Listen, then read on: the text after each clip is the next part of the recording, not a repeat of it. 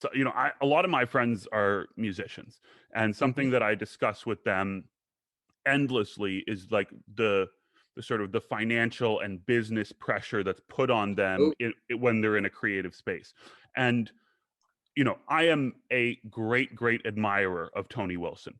I mean, Hmm. I'm wearing a Happy Mondays T-shirt right now. I'm talking to you. Like I am perhaps one of his greatest admirers, but it doesn't seem like he was all that effective at managing a business.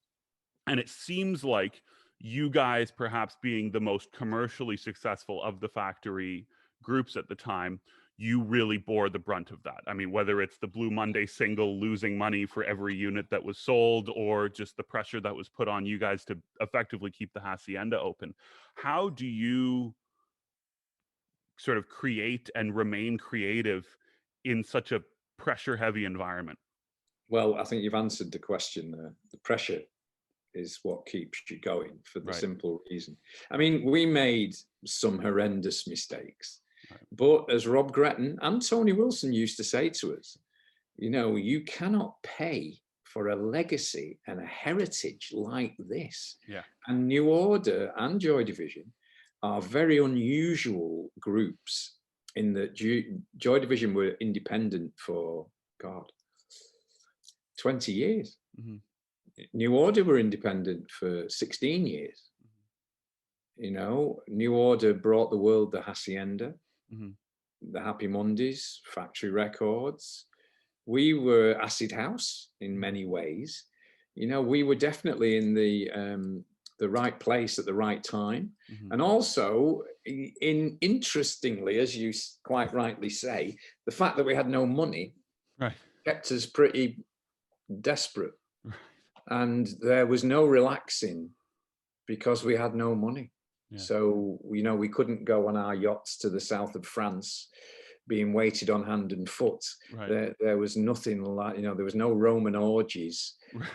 We were literally scrabbling round for money until God, I mean, I think I was something like 36. Yeah. So I've been in a group for 16 years before I actually saw any of the money that I was earning, Right. mainly due to Tony's not mismanagement. I don't think is the right word. Right. Tony was a very, very creative. He was very entrepreneurial. Hmm. He was a catalyst in the same way that Malcolm McLaren was. Right. And the only thing he wasn't interested in was money. Right. And if we were at the Hacienda and a consultant would come in to tell us where we were going wrong, Right. and he'd start quoting boring facts and figures and boring shit, Tony would literally throw him out. Right. Go, oh, you boring bastard. I'm not in this business to talk to people like you. Yeah. And that was his downfall, Yeah. because people like that outnumber people like us. Yeah. So that was his downfall. He never realized that. Yeah. But I mean, Tony was a philanthropist. Yeah. He opened the Hacienda with Rob Gretton because people like us had nowhere to go. Yeah. We didn't know it was going to cost him a fortune and nearly bring down everything. He didn't care. All he Yeah. cared about was that people like us, probably you as well, Yeah. if you were there, had somewhere to go. Yeah. I mean, isn't that the nicest thing in the world? Yeah. And he No. said, you, the bloody group, you can bloody pay for it. Yeah. Your fans, so you pay for them. Yeah. But right, Yeah. cool. I mean, I remember getting my. I finally got a company car one night at the Hacienda, and I was so proud of it. Yeah. Little Audi coupe, and I parked it outside the Hacienda, and someone must have seen me go in. Hmm. And when I came out, they smashed it up. And they smashed the lights, kicked the doors in, Right. jumped on the roof. And I went back into the Hacienda and I was blazing mad. Yeah. And Tony Wilson was there. And he said to me, what's the matter with you, Hooky? What's the matter? And I said, those bastards, they must have watched me. They've come in, they've smashed my car up and then come in here. And he said to me, he said, darling, he said, they bloody paid for it. It's just like a weird egalitarian view of the music business. That's brilliant. Yeah, and people. Yeah. As Yeah. well. Of And I course. thought, well, yeah, I mean, it did bring me it didn't, you know, do much to make my anger recede, but I suppose Right. I can relate to that. Yeah, you know, It's a nice it was sentiment. weird. Yeah.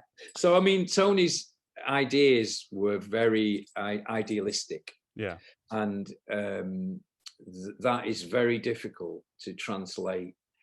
He just got ripped off Yeah. all the time because people weren't idealistic like him. Yeah. And that was what the downfall of both Factory and the Hacienda, and if you like, the downfall of Rob Gretton Yeah. and Tony Wilson, was because all those horrible people in the world that are only interested in money, Yeah. they couldn't beat them. Yeah. They wanted to do something for Manchester. They wanted to do something for the people of Manchester. Mhm. And ultimately, you know, that is a dream. Yeah. And it's a very difficult dream to realize, but we did do it. You know, I Yeah. mean, the thing is that Factory is still held up as the perfect ideal for an independent record company, Yeah. even though, as you said, it was a management shambles. Yeah.